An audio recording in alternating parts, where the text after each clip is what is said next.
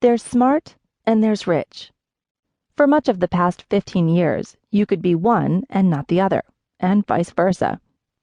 It's over. The next 15 years, you'll need to be especially smart about money before you'll ever be rich again. The rich of the 1990s and 2000s was an imaginary rich anyway. We all know someone who made a killing in the bubble, flipping houses or moving up into a bigger house with no money down and an adjustable rate mortgage. It seemed like everyone was into it, and the smart thing to do was double down on credit, acquire big debt, and live like a king. The credit card offers were flying, 2.9% for 6 months. There were new ways every day to drain the money, real and hypothetical, out of your house, and condos were changing hands at 20%, 30%, 40% higher prices before ground had even broken. The average price for a high-end kitchen renovation topped $111,000, more than twice what most families make in a year.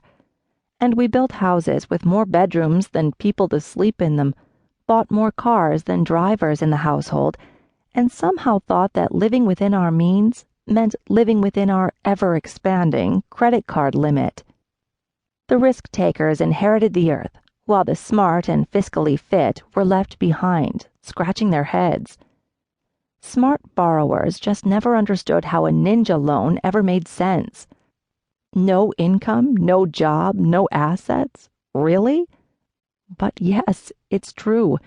The economic brainiacs, Congress, the banks, they all believed it was a new world of ever-rising living standards, rising home prices, and rock-bottom interest rates. Homeownership reached record levels. The Treasury Secretary said never before in his entire business career had the global economy been better.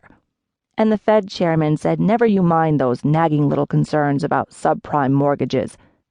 The housing market is so big and vibrant, the Fed chief told us, any problem with risky borrowers would not affect the rest of the economy.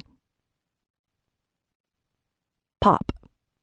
The bubble more than popped. It exploded and spewed toxic mortgage assets like a mushroom cloud, raining economic radiation around the world, hurting everyone, even the smart and the careful. Nearly $7 trillion in U.S. household wealth was wiped out during the recession. It's a number too big to fathom, but you can probably quantify all too well how much you lost, probably a big chunk out of your 401k for sure.